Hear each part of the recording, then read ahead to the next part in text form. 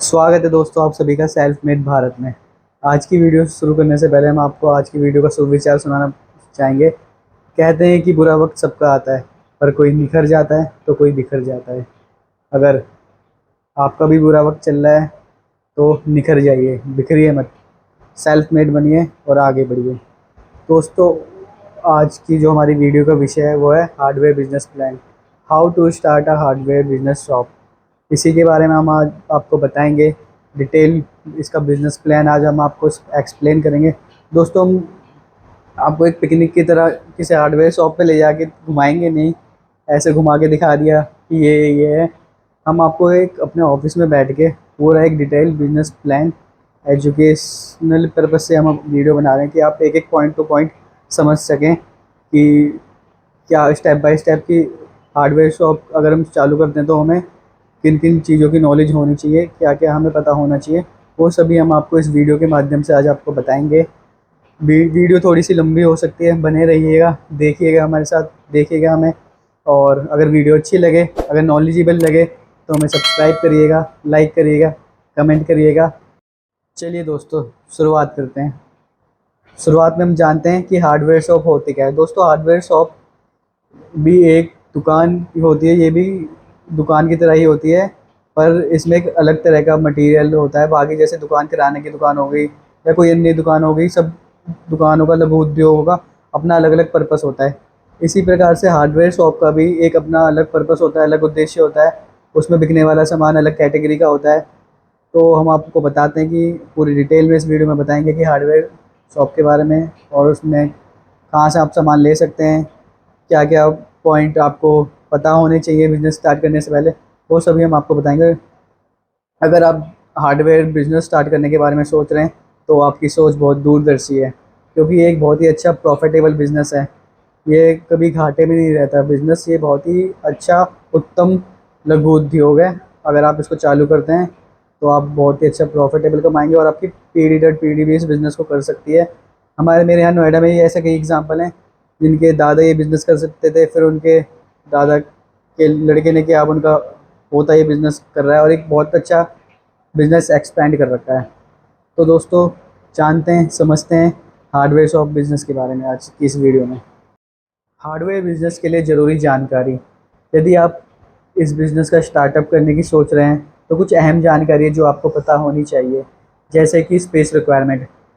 अगर आपका small scale की इन्वेस्टमेंट है तो आपको एक स्मॉल स्केल पे दुकान खोलनी पड़ेगी, या यदि अगर आपका लार्ज स्केल की इन्वेस्टमेंट है तो आपको लार्ज स्केल पे अपनी दुकान खोलनी पड़ेगी। लेकिन दोनों में ही आपको दुकान के साथ एक गोदाम की भी रिक्वायरमेंट होगी, और दोनों ही बहुत पास होने चाहिए, ज़्यादा दूर नहीं होने चाहिए, ताकि अगर कोई कस्टमर आपके पास सामान लेने आए, वो सामान आपकी शॉप में अवेलेबल ना हो, आप जल्द ही उस सामान को ज़्यादा समय ना लेते हो अपने गोदाम से अरेंज करा के कस्टमर तक अवेलेबल करा सकें।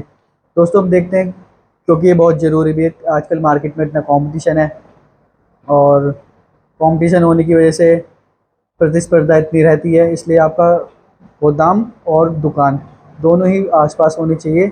सामान जल्दी ही आप अवेलेबल अपने कस्टमर को करा सकें। और दूसरा, हम बात करें तो बिजनेस डॉक्यूमेंटेशन। अगर आप इस बिज़नेस प्लान के बारे में काम कर रहे हैं तो आपको पता होना चाहिए कि कौन कौन से डॉक्यूमेंट आपको मस्ट हैं इस बिज़नेस के लिए।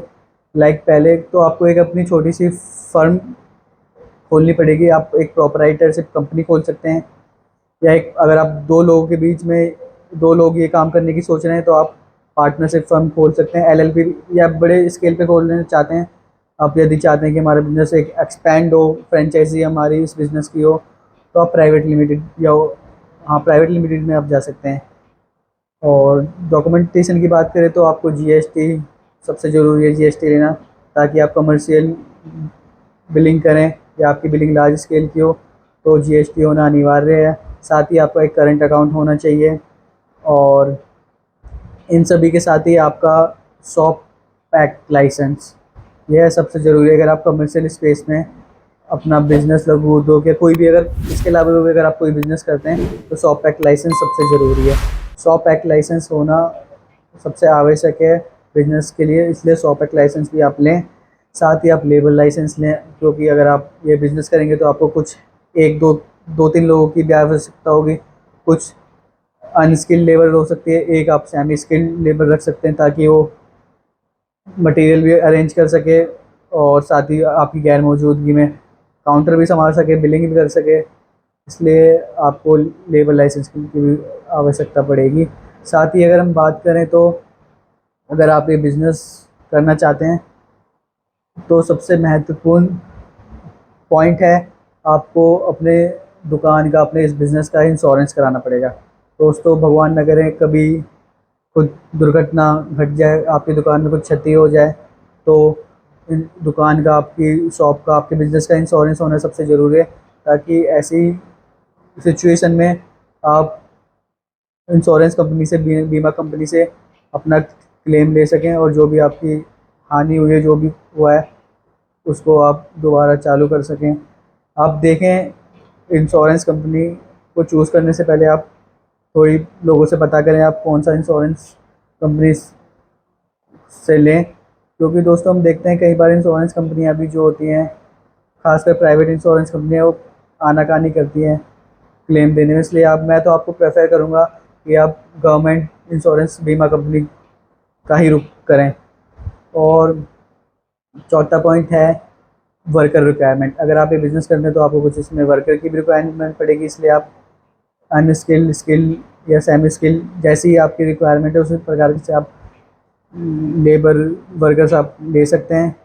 और अगर हम बात करें तो आप अपनी लेबर के लिए पीएफ ईएसआई की भी सुविधा उन्हें दे सकते हैं। इससे आपको थोड़ा लेबर का भी वेलफेयर होगा और थोड़ा आपका बिजनेस भी गवर्नमेंट की नज़रों में आएगा।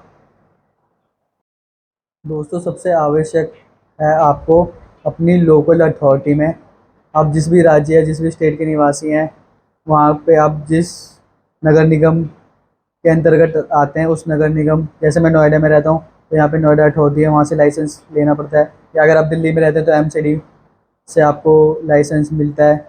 इसी प्रकार आप जिस भी भारत के किसी भी राज्य में रहते हैं, वहाँ पे आप जिस भी नगर निगम के अंतर्गत आते हैं, नगर निगम या नगर पालिका के अंतर्गत आते हैं, तो वहाँ से आपको अपनी शॉप के लिए भी कुछ परमिट लेना पड़ता है। कहीं कहीं ये आवश्यक होता है, हर एक राज्य में एप्लीकेबल नहीं होता है।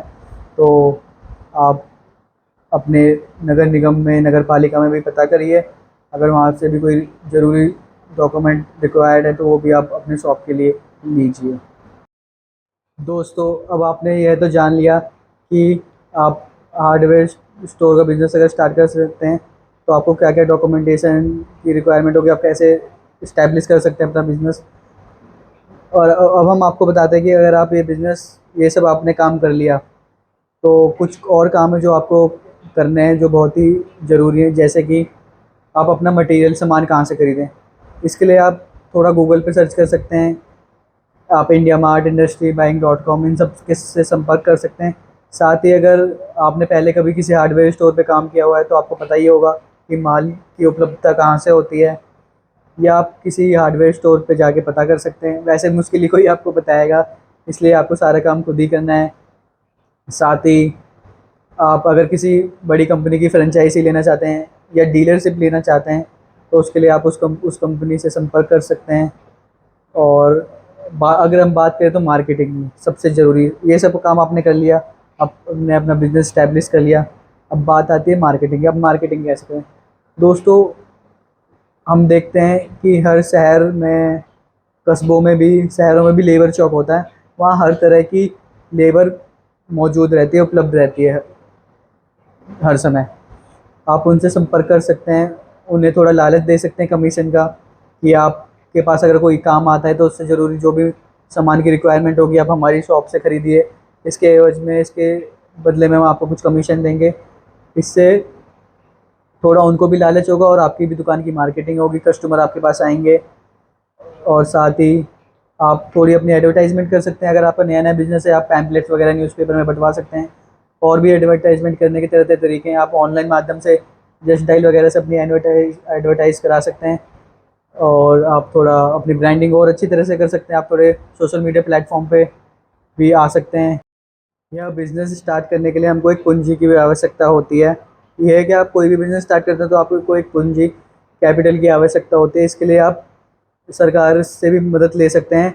आप मुद्रा लोन के तहत अब लोन में अप्लाई करके वहाँ से भी आप अपने बिज़नेस के लिए लोन ले सकते हैं। साथ ही अगर आपका बिज़नेस किसी रूरल एरिया में, गांव कस्बे के अंतर्गत आता है, तो आप खादी ग्राम उद्योग के तहत भी लोन अप्लाई कर सकते हैं। अपना पहले इसके लिए आपको पहले अपना एक बिज़नेस प्लान तैयार करना होगा और उनको बताना होगा, समझाना होगा और अपना लोन के लिए अप्लाई करना होगा। वहाँ से आप लोन लेके इस बिज़नेस को स्टार्ट कर सकते हो, अपने बिज़नेस को बूस्ट कर सकते हैं।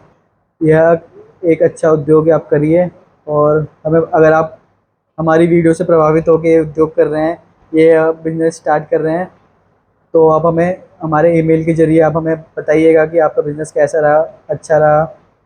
और हम आपको मंगल कामना देते हैं, आप ये बिज़नेस करिए। सेल्फ मेड भारत को देखते रहिए और जुड़े रहिए हमारे साथ। सब्सक्राइब करिए और आगे भी और वीडियो आएंगी, आप उनको देखिए। बहुत अच्छे अच्छे बिज़नेस प्लान हम आपको आगे बताएंगे, समझाएंगे। इसलिए आप जुड़े रहिए हमारे साथ, देखिए और बने रहिए।